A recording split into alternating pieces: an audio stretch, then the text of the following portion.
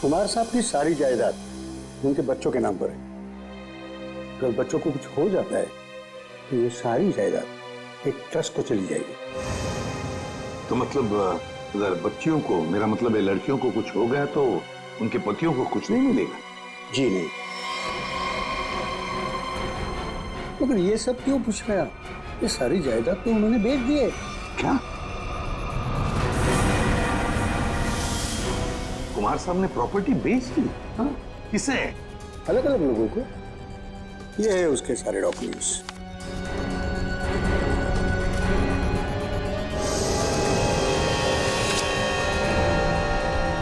गोवा की प्रॉपर्टी, पूना की प्रॉपर्टी, महाबलेश्वर वाली प्रॉपर्टी, और हाँ, सारे पेपर्स पे उनके साइन है। साइन? ये सारे डॉक्यूमेंट्स मुझे आज ही अभी मिले हैं कुरियर से। क्या? ये सारी प्रॉपर्टीज के पेपर आज ही मिले आपको? हाँ। और ये जो प्रॉपर्टी बेच के जो पैसे मिले वो कहाँ है? मुझे नहीं पता सर, कुमार साहब ने ये सब अचानक भेज दिया। ये जानकर मैं उनको फोन करने वाला था, मगर पता चला कि उनकी मौत हो गई। फिर? हाँ, तो मैंने सारे खरीदारों को फोन किया था, तो उन्होंने बताया कि ये सारी डीलिंग एक ही एजेंट के जरिए हुई है। बायर्स की कुमार साहब से मुलाकात तक नहीं हुई है। सारी प्रॉपर्टी की डील एक एजेंट ने की है? जैसे कि बायर्स ने उसका हुलिया बताया था, उसके मुताबिक तो एक ही एजेंट हो सकता है। गाड़ी, बड़ा चश्मा और हाँ, गोल्ड कैप भी थी। क्या आप ऐसे किसी एजेंट को जानते हैं जिसने कुमार जी के लिए पहले भी कुछ काम किया हो? नहीं। पापा हमें बिना बताए ऐसा कर ही नहीं सकते। ये पक्का किसी की चाल है प्रॉपर्टी हड़पने की। सर, रीना बिल्कुल सही कह रही है। मुझे लगता है कोई हमारे साथ गेम खेल रहा है। पापा ऐसा बिल्कुल नहीं कर सकते हैं। और करते भी तो हमें पता होता कि पैसे कहाँ हैं। सर, मुझे लगता है ये सिग्नेचर नकली है। किसी ने पापा के सिग्नेचर कॉपी करे हैं। जी नहीं, सिग्नेचर्स मैंने चेक किए और नहीं है कुमार साहब के ये। अंकल, आप पापा को जानते हैं। पापा ऐसा कर ही नहीं सकते। वो हमें बिना बताए इतना बड़ा फैसला ले ही नहीं सकते। ये पक्का किसी की चाल है, कोई फ्रॉडरी, कोई फ्रॉड है। तो कोई तो है जो इन सब चीजों पे नजर रख रहा है, वरना ऐसे कैसे हो सकता है कि आज ही प्रॉपर्टी के पेपर आए और आज ही कुमार साहब की मौत हो गई। हाँ, ताकि कुमार साहब किसी को सच्चाई बता ना सके। सर, लेकिन ये कर कौन सकता है तो कोई ये परिवार वाला ही, वरना बाहर वाले को कुमार साहब से साइन लेना और उनको बिना शक हुए आसान नहीं है।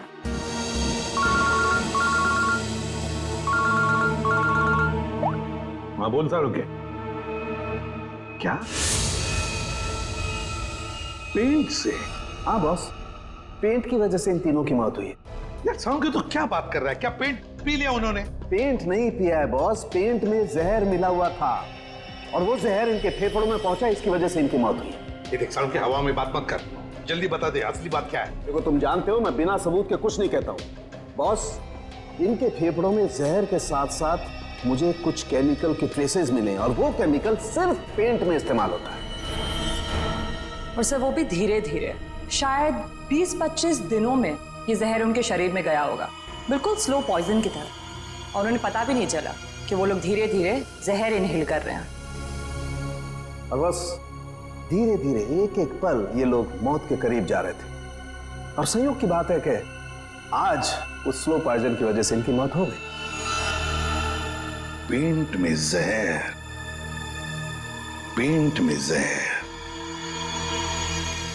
पूरी कुमार फैमिली। मम्मी पापा अनु और प्रिया के बेडरूम में। बस मुझे तीनों बेडरूम्स का पेंट चेक करना पड़ेगा। कर लो। पूरी लिखे अमित।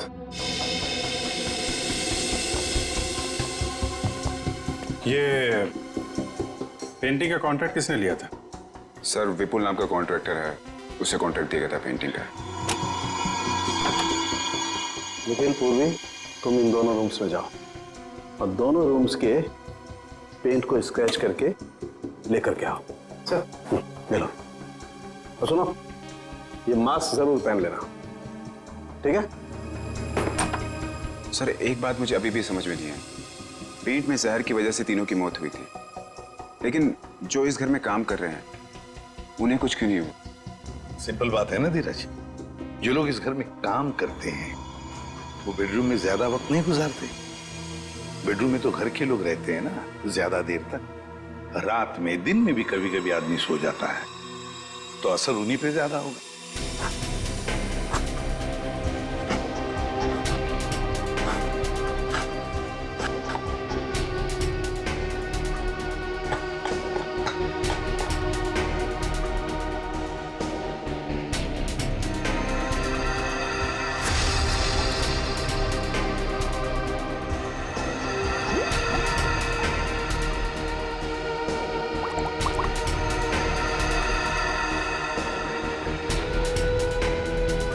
ये किसकी तस्वीर है? सर, ये मेरे जीजू हैं। इनका नाम वरुण है, प्रिया के पति।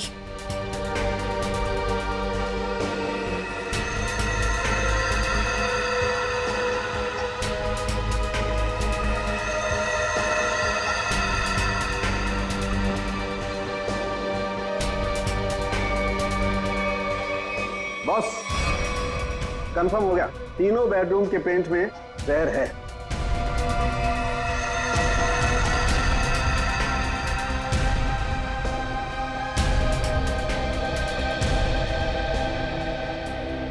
पेंट में जहर कैसे हो सकता है? कौन कर सकता है और क्यों? पेंटिंग कॉन्ट्रैक्टर विपुल, उठाओ उसे। सर, मैं पेंट में जहर क्यों डालूंगा? मेरी क्या दुश्मनी होगी कुमार फैमिली से? जिसकी दुश्मनी थी कुमार फैमिली से उसने कहा होगा। हाँ सर, और उसके बदले में मोटी रकम ली होगी इसने। सर, आप ऐसा क्यों कह रहे हो? मैं कॉन्ट्रैक्टर हूँ, खूनी नहीं। मैं सच कह रहा हूँ। मुझे तो ये भी नहीं पता कि उस पेंट में जहर था या नहीं। नाटक मत कर, ये नाटक हम लोग रोज देखते हैं। सर, अगर मुझे पता होता कि पेंट में जहर है तो मैं ये कॉन्ट्रैक्ट कभी लेता ही नहीं। और मैं अपनी और अपने लोगों की जान खतरे में क्यों डालूंगा? तो क्या पेंट में जहर फैक्ट्री में से भर के आया है? मुझे नहीं पता सर, और वो पेंट मैंने खरीदा भी नहीं था। तो किसने खरीदा था? प्रिया जी के पति वरुण साहब ने वो पेंट पहले से खरीद रखा था। और उन्हीं ने मुझे वो एक कॉन्ट्रैक्ट दिया था। और अचानक उनकी मौत हो गई तो ये काम भी बीच में बंद हो गया। फिर 1 महीने पहले मुझे कुमार साहब के ड्राइवर का फोन आया दोबारा काम शुरू करने के लिए, और मैंने दूसरे ही दिन काम शुरू कर दिया। जब दोबारा काम शुरू किया तब पेंट कौन लाया था? वो पहले वाला पेंट जो बंगलों में स्टोर रूम में था, वही हमने यूज किया। सर, स्टोर रूम में कोई भी आसानी से घुस सकता है, और इन 3 महीनों में कोई भी कभी भी जहर मिला सकता है। जो तुम जा सकते हो। जी सर। हाँ सर। हाँ सचिन। सर, उस एक्सीडेंट में वरुण पूरी तरह से जल गया था। अच्छा, तो फिर आइडेंटिफाई कैसे किया, पहचान कैसे की उसकी? उसकी डेंटल रिकॉर्ड से सर। डेंटल रिकॉर्ड से पता चला कि वो लाश वरुण की है। तो क्या एक्सीडेंट था या खून? सर, पुलिस का ऐसा मानना है कि वो खून नहीं था बल्कि एक्सीडेंट था। और उनका तो ये भी कहना है कि कुमार फैमिली में आपस में काफी प्रॉब्लम्स थी, लेकिन उसके बावजूद उनको अब तक कोई भी सबूत नहीं मिला सर। और कुछ? सर हाँ, ये वरुण की एक दोस्त दिशा, उसके साथ अक्सर वो फोन पे बातें किया करता था घंटों घंटों। और जिस वक्त एक्सीडेंट हुआ उससे पहले भी वो दिशा से फोन पे बात कर रहा था गाड़ी चलाते हुए। यही आई विटनेस का भी कहना है। इसीलिए वो सामने से आती हुई गाड़ी को देख नहीं पाया और गाड़ी खाई में गिर गई। दिशा? तो लोकल पुलिस ने दिशा से बातचीत भी की होगी, पूछताछ की होगी, कुछ बताया तुम्हें? हाँ सर, उन्होंने बात की। उनका कहना है कि फोन करते वक्त जिस समय फोन पे बात हो रही थी उस वक्त ये दिशा घर पे ही थी, और साथ ही साथ जब ये एक्सीडेंट की खबर मिली तो सुन के उसे बहुत धक्का लगा। एक शादीशुदा आदमी पराई लड़की से 2-2 घंटे तक बात करता था। पता नहीं उसकी पत्नी प्रिया को यह बात मालूम थी या नहीं। दिशा, दिशा 3 महीने पुराने केस की आप अभी तक तहकीकात कर रहे हैं? मैं ऑलरेडी पुलिस को वो सब कुछ बता चुकी हूँ जो भी मुझे पता था। अब कैसी पूछताछ? देखिए दिशा जी, हमें इस बात के सबूत मिले हैं कि कुमार की फैमिली के सदस्यों को कोई एक एक करके मार रहा है। इसलिए वरुण की मौत में भी हमें कुछ गड़बड़ नजर आ रही है। शायद उसकी मौत एक्सीडेंट नहीं, मर्डर है। मतलब वरुण की मौत एक हादसा नहीं थी? अब इस बात की तो जांच चल रही है। आप हमें वरुण के बारे में और क्या बता सकती हैं? देखिए, मैं बस इतना बता सकती हूँ कि उसकी अपनी पत्नी से बनती नहीं थी और वो उसे डिवोर्स भी देना चाहता था, पर वो इसके सख्त खिलाफ थी। ये बात आपको वरुण ने बताई? क्यों? काफी देर रात तक 2-2, 3-3 घंटे आप दोनों बैठ के बात करते थे, तो कुछ तो खास बात होगी। एक्चुअली सर, हम दोनों एक दूसरे से बेहद प्यार करते थे और शादी भी करना चाहते थे। अच्छा, तो शायद इसीलिए वरुण की पत्नी प्रिया उसे डिवोर्स नहीं देना चाहती थी। शायद। अच्छा, आपको ऐसा लगता है कि ये प्रिया वरुण को जान से मार सकती? पता नहीं सर। अच्छा, क्या ऐसा हो सकता है कि वरुण अभी भी जिंदा हो और कहीं छुप के बैठा हो? क्या बात कर रहे हैं सर? पुलिस ने खुद उस लाश के डेंटल रिकॉर्ड्स को वरुण के डेंटल रिकॉर्ड से मैच करके ही तो उसकी शिनाख्त की है। आपको उनके काम पर भरोसा नहीं? नहीं, वो ऐसी बात नहीं है। हम इस केस के हर पहलू को देखते हैं और आप वरुण की इतनी करीबी हैं, बहुत कुछ जानती है उसके बारे में, इसीलिए आपसे पूछा। सर, एक तो आप लोग मुंह में उंगली डालकर बात निकलवाते हैं और जब बता दो तो आप बताने वाले पर ही शक करने लगते हैं। क्या करें, हमारा काम ही कुछ ऐसा है। हम लोग शक से शुरू करते हैं और फिर सबूत तक पहुंच जाते हैं। सर, इन्होंने तो कहा था कि इस घर में ये अकेली रहती है, पर अंदर बेडरूम की अलमारी से ये किसी आदमी के कपड़े मिले, बहुत सलीके से रखे हुए थे। दिशा जी, कुछ बताएंगे आप इन कपड़ों के बारे में? वरुण के हैं। वरुण?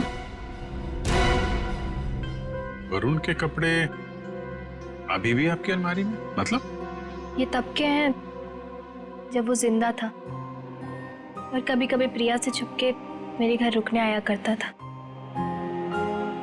मैं कभी इन्हें फेंक ही नहीं पाई, हिम्मत ही नहीं हुई। इन्हें देख के मुझे उसकी याद आती है और उसे याद करना मुझे अच्छा लगता है। माफ कीजिए दिशा जी, हमने आपका दिल दुखाया, पर हम बस अपना काम कर रहे थे। Thank you very much.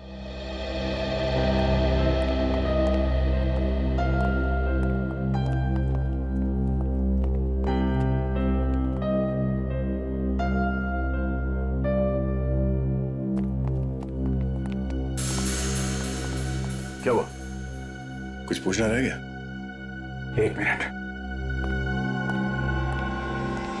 अरे आप लोग श्रेया, फिर से यहाँ पे? एक मिनट, क्या हुआ? प्लीज। यहाँ पे डेंचर था।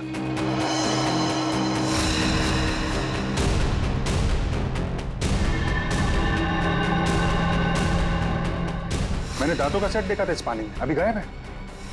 दांतों का सेट यहाँ पे? इसका मतलब है वही है। सर, खिड़की खुली, लगता है वहां से भाग गया। पकड़ो। अभिजीत, 1 मिनट। हाँ, ये देखो।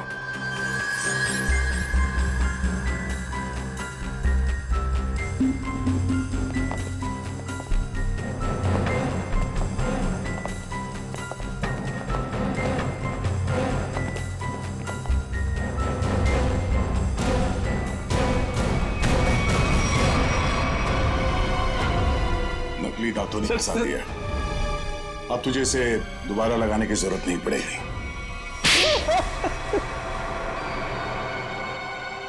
इनका नाम वरुण है, प्रिया के पति। हाँ सर, मैं नहीं मारा, मैंने अपने सास ससुर और प्रिया को मारा। पेट में जहर मिलाकर अनु बच गई क्योंकि सही समय पे आप उसे हॉस्पिटल ले गए। क्यों मारा तुमने उन लोगों को? प्रॉपर्टी के लिए। मैंने प्रिया से शादी करी थी पैसों के लिए, लेकिन वो खुद मेहनत करके कमाना चाहती थी और उधर रीना और धीरज ससुर जी से पैसे ऐंठते रहते थे और मुझे कोई कुछ नहीं देता था।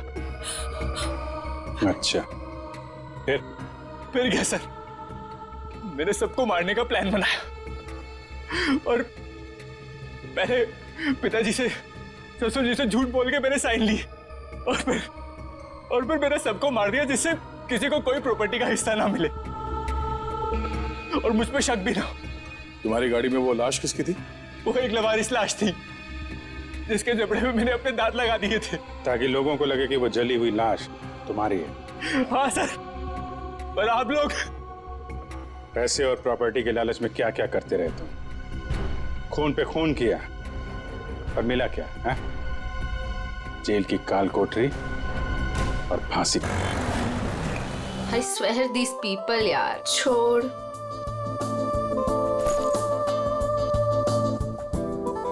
हो क्या गया इस प्रिया को?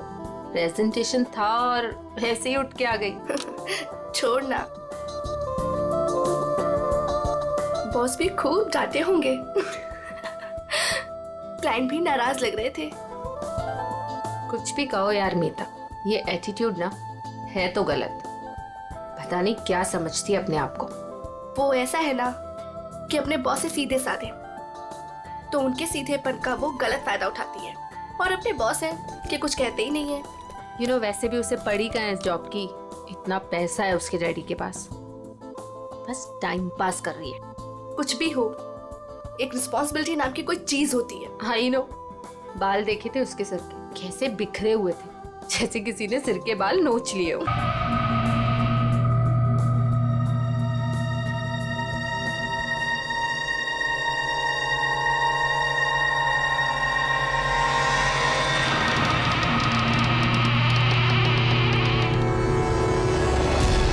प्रिया,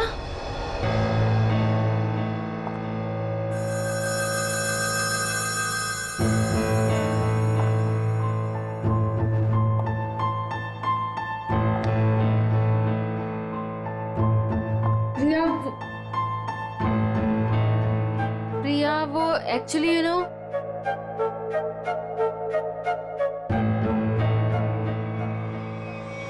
प्रिया, प्रिया, प्रिया, प्रिया, प्रिया, प्रिया, प्रिया, प्रिया, प्रिया, प्रिया, प्रिया, उठो प्रिया, प्रिया, प्रिया क्या हुआ?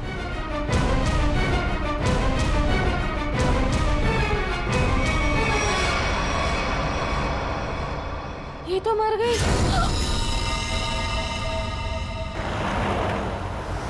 अशोक जी मैडम। आगे जो ढाबा दिख रहा है ना? हाँ हाँ दिख रहा है मैडम। अशोक पहले पूरी बात तो सुन ले फिर बोलना।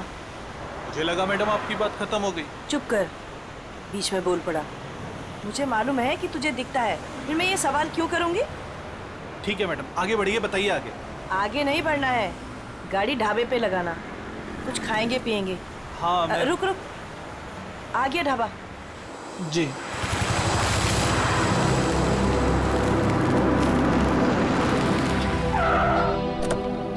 आइए सर, उतरिए। हम क्यों उतरे? तू जा।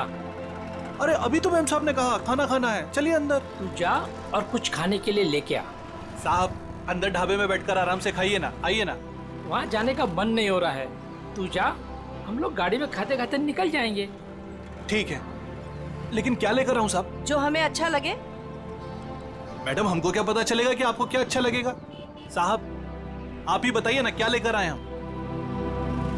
तुझे बोला ना, जो अच्छा लगे वो लेके आ, थप्पड़ खाएगा। जा जल्दी। लाते हैं, अपनी मर्जी से ही लाते हैं। कह दिया कि अपनी मर्जी से लेकर आओ। अब अपनी मर्जी से कुछ भी लेकर आएंगे तो कहेंगे ये काहे लेकर आया, वो काहे लेकर आया।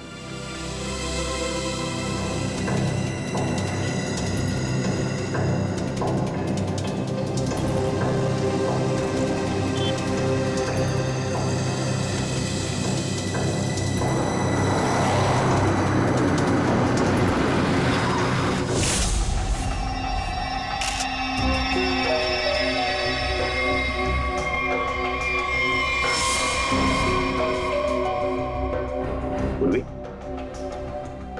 पलटाओ इसे।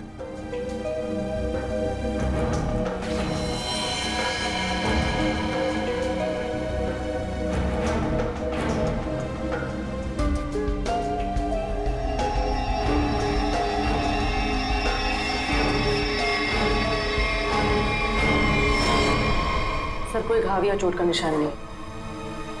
हाँ, ना मुंह से कोई झाग निकला है, ना शरीर पर कोई नीले रंग के निशान है, ना कोई पंक्चर मार्क्स सुई के या और कुछ। ये जहर का मामला तो नहीं है।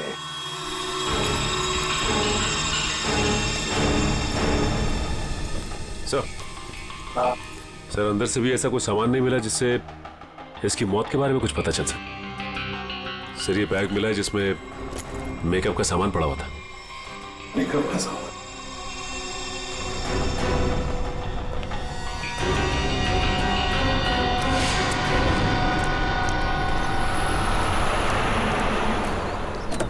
लीजिए मैडम खाना। साहब जी खाना ले आए हैं हम। मैडम लगता है दोनों सो गए, हमको खाना लाने भेजे। और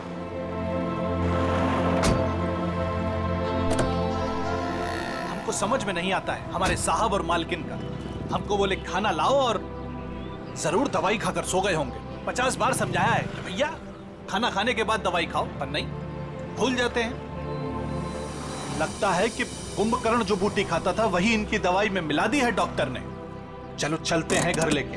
कहा है ना कि रास्ते में जगेंगे तो खिला देंगे, नहीं तो हम तो हैं ही। चल हमरी राम प्यारी। ये बैग किसका है? सर ये प्रिया का है। प्रिया का बैग है? वैसे मीता और शीना, वैसे प्रिया आप दोनों के सामने बाहर आई, फिर वहीं पर गिरी और अपना दम तोड़ दिया, है ना? तुम दोनों ही थी ना? Yes sir. लेकिन सर हमें नहीं मालूम कि वो कैसे मर गई। वो तो हम पता लगा लेंगे, तुम घबराओ मत। वैसे प्रिया ऑफिस कब आई थी? सर ये सब होने से कोई 25 मिनट पहले। वो ऑलरेडी लेट थी सर प्रेजेंटेशन के लिए। हम लोग उसका इंतजार कर रहे थे। क्लाइंट्स भी नाराज थे। वो आई, उसने सबको सॉरी बोला और प्रेजेंटेशन शुरू किया। पर वो थोड़ा लॉस्ट लग रही थी सर, नर्वस भी लग रही थी। क्लाइंट्स भी इंप्रेस नहीं थे, तो मैं उसे बाहर लेकर गया और समझाया कि उसे रेस्ट की जरूरत है। She was looking lost.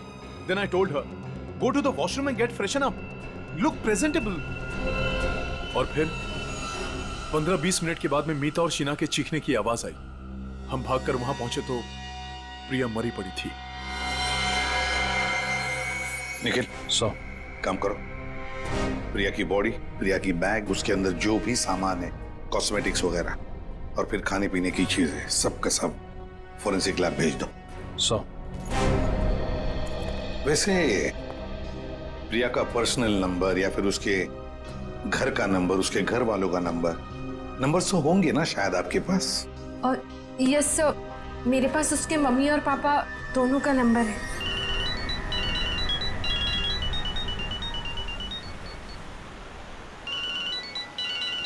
अरे साहब फोन बज रहा है आपका, उठाते क्यों नहीं है?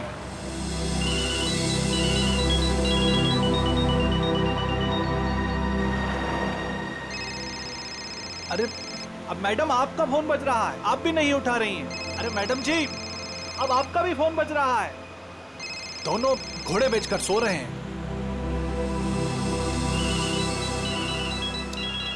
फिर से फोन बजने लगा भाई। अरे साहब, मेम साहब, फोन काहे नहीं उठा रहे हैं आप लोग? अरे फोन बज रहा है आपका। लगता है हमको ही रोकना पड़ेगा।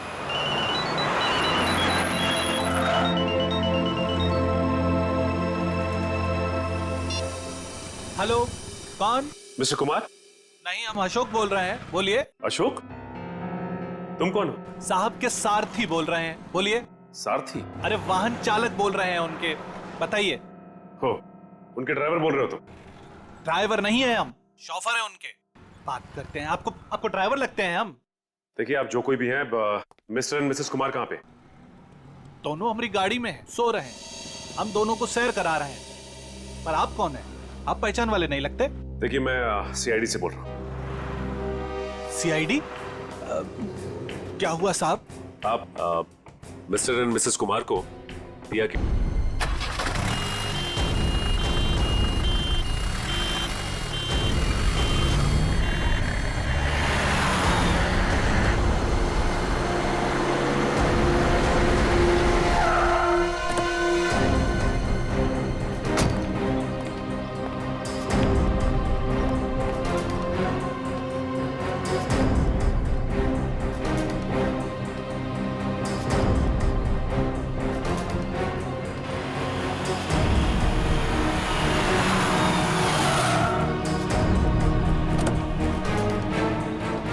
नमस्कार साहब।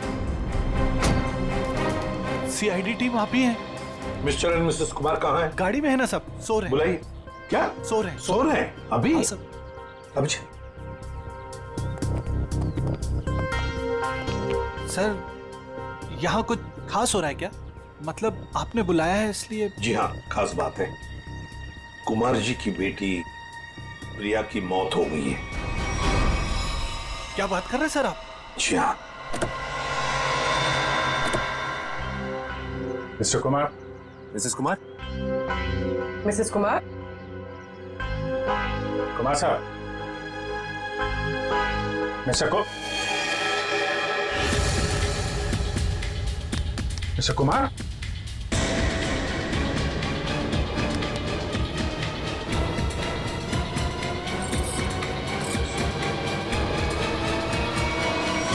My God. सर ये भी सचिन, कब से नौकरी कर रहे हो तुम कुमार जी के पास? साहब पिछले 3 सालों से हूँ साहब के पास। 3 साल? जी सर। चेक करो, देखो मौत की वजह पता चलती है क्या है। साहब, हाँ, मिस्टर कुमार और मिसेस कुमार ये दोनों तो मर चुके हैं। क्या? नहीं सर। हाँ पूर्वी,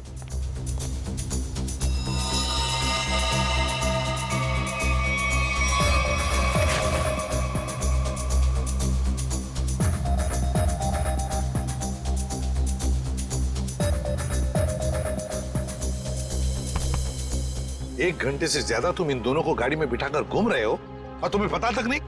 नहीं सर, ऐसा कैसे हो सकता है? अरे जब पूना से हम लोग निकले थे तब साहब और मेम साहब एकदम ठीक थे। बल्कि रास्ते में मेम साहब ने मुझे कहा कि ढाबे पर गाड़ी रोक लो, खाने के लिए कुछ लाना है। गाड़ी ढाबे पे लगाना, कुछ खाएंगे पिएंगे। जी साहब, 1-2 बार पहले भी ऐसा हुआ है। साहब और मेम साहब दवाई लेकर सो जाते थे और काफी देर तक सोते थे, तो मुझे लगा कि शायद गाड़ी में सो रहे होंगे। सर, हाँ, दोनों के शरीर में अभी घाव या चोट का निशान नहीं है। कोई भी निशान नहीं? तो कहीं जहर तो नहीं दिया इनको?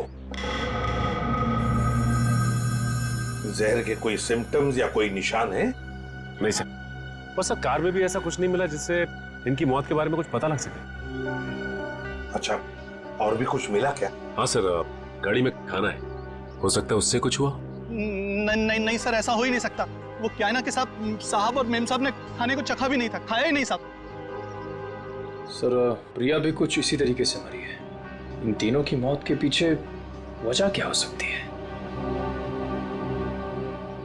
एक बात बताओ, कुमार जी के परिवार में और कौन कौन है? सब प्रिया मैडम और उसके बाद बड़ी बेटी थी रीमा मैडम और छोटी अन्नू। अच्छा, तो ये दोनों बेटियां अब कहाँ होंगी? साहब, अब रीमा जी तो अपने पति धीरज के साथ अंधेरी में रहती है। अन्नू मैडम अपने माता पिता के साथ मलाड वाले फ्लैट में। नंबर है इनके आपके पास? हाँ है ना सर। सचिन, ये सब अन्नू मैडम का नंबर है सर।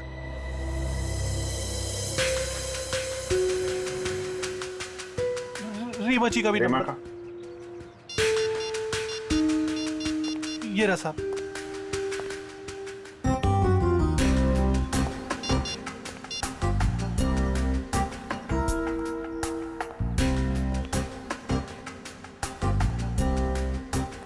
हेलो रीमा जी, मैं सीआईडी से इंस्पेक्टर अभिजीत बोल रहा हूँ। आप सीआईडी ब्यूरो आ सकती हैं? वो हम आपको बाद में बताएंगे, थोड़ा अर्जेंट है। आप प्लीज जल्दी आइए। या ओके ओके। सर रीमा को बोल दिया है सीआईडी ब्यूरो आने के लिए। और सर अनु तो फोन ही नहीं उठा रही। हो सकता है साहब कॉलेज गई होंगी। कौन से कॉलेज में?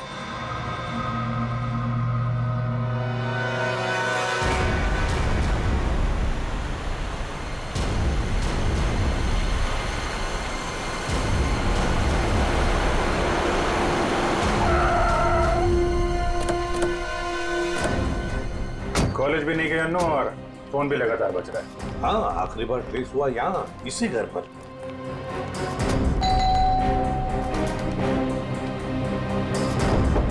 अनु,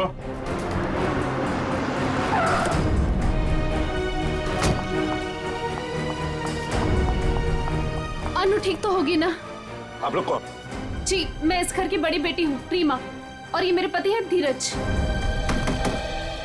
अंदर से बंद है। निखिल पीछे की तरफ जा, देखो वहां पर है क्या? एक्सक्यूज मी, चाबी है आपके पास? जी नहीं। जी नहीं। खोल देते। धीरज, अनु ठीक तो होगी ना? घबराओ मत, फोन भी सब नहीं ठीक उठा रही होगा। मैम। घबराओ मत, सब ठीक होगा।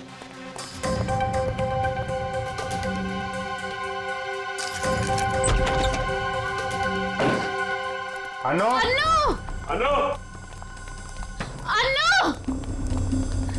अनु, अनु,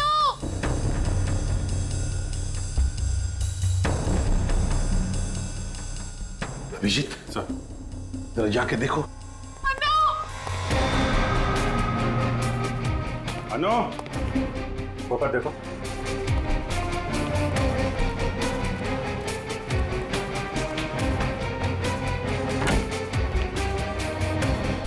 हाँ सचिन। अनु यहाँ पे नहीं है सर। नहीं, सब ठीक होगा। सर ये क्या हो रहा है? पहले मेरे माँ बाप चले गए, फिर प्रिया, और अब अनु। अनु का कुछ पता नहीं चल रहा। सब पता चल जाएगा।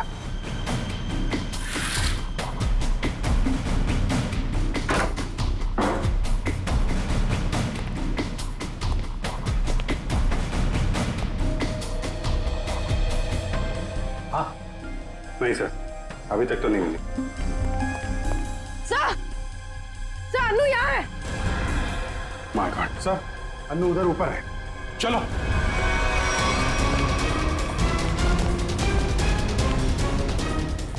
अनु जिंदा है, बेहोश है। इसको हॉस्पिटल लेके चलना पड़ेगा जल्दी। सचिन। हाँ अभिजीत, सर बेहोश है, हॉस्पिटल लेके जा रहे हैं, जल्दी चलो।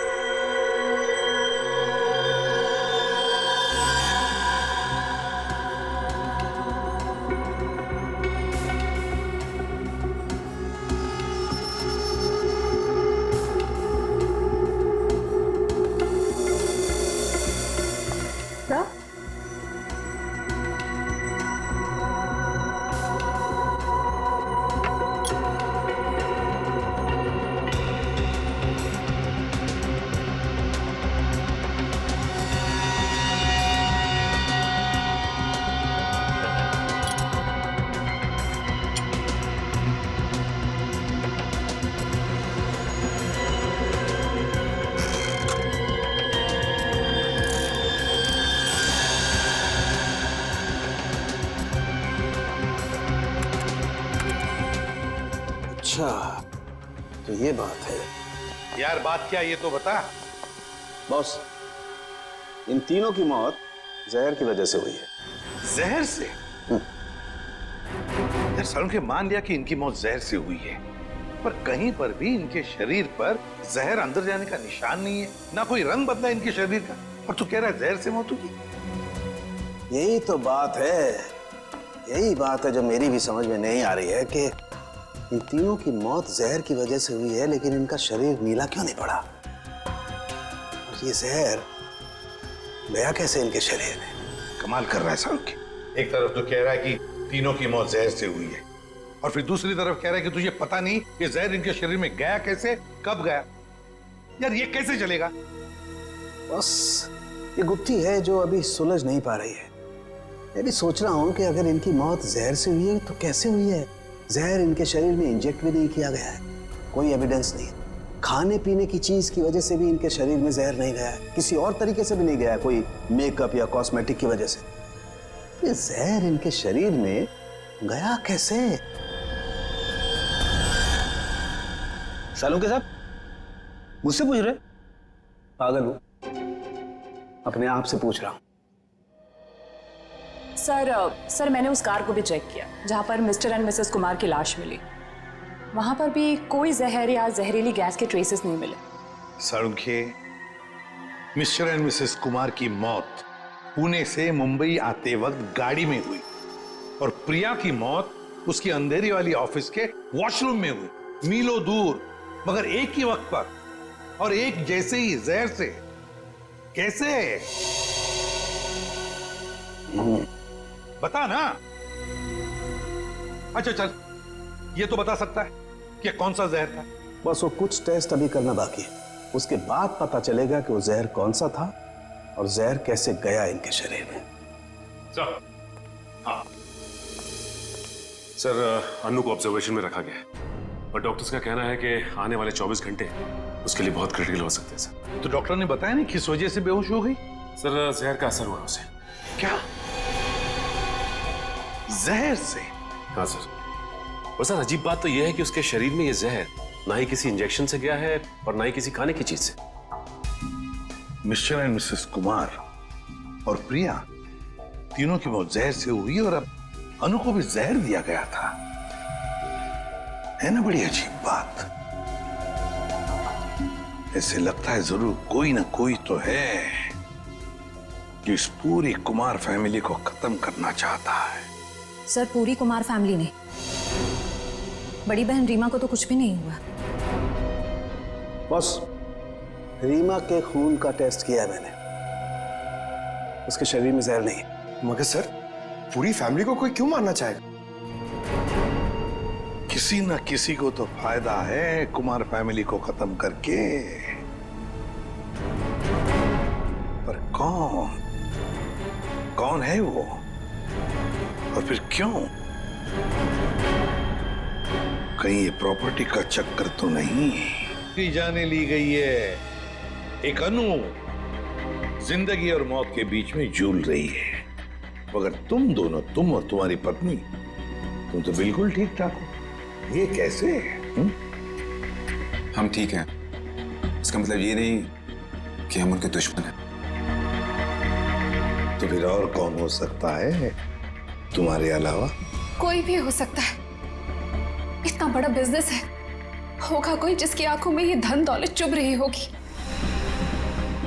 वही तो हम जानना चाहते हैं, खूनी कौन है? मुझे नहीं पता कि उनका खूनी कौन है, लेकिन उनकी मौत का इल्जाम अब हम पर मत लगाइए। आप क्या चाहती हैं? सीआईडी ये मान ले कि आप दोनों बेकसूर हैं? मत मानिए हमें बेकसूर, लेकिन मेरे माँ बाप और बहन थे वो। हम अपने परिवार वालों को खत्म नहीं कर सकते। मैडम, ये कहीं नहीं लिखा कि कोई अपने परिवार वाले को मार नहीं सकता। मेरे पास आपके टेढ़े मेढ़े सवालों का जवाब नहीं है। अगर आपको लगता है कि उनका खून हुआ है तो पता लगा है कि उनका खूनी कौन है। सर, मुझे लगता है कि सारे खून धीरज साहब कर रहे हैं। क्यों भाई, तुम्हें ऐसा क्यों लग रहा है? अब वो क्या है ना साहब के धीरज साहब आए दिन आकर साहब के पास पैसे मांगने आते थे। साहब और मीम साहब इस बात से नाराज रहते थे साहब। अच्छा, ये धीरज काम वाम नहीं करता था क्या?